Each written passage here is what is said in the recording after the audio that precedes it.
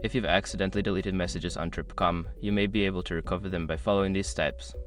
Here's a straightforward guide to help you through the process. Step 1. Check the app or website. Visit the Trip.com app or website and log into your account.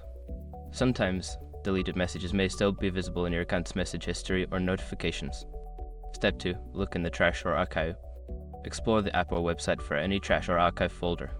Some platforms keep deleted messages for a certain period, allowing you to restore them easily. Step 3. Contact customer support. If you cannot find the messages, reach out to Trip.com customer support. Provide them with your account details and explain the situation. They may assist you in recovering your messages. Step 4. Check email notifications. Review your email for any notifications from Trip.com. If you had email alerts enabled, you might find copies of the messages you need in your inbox.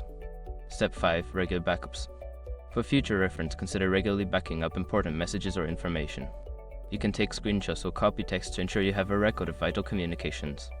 By following these steps, you may be able to recover your deleted messages on Trip.com. Always remember to keep backups of important information to avoid similar issues in the future.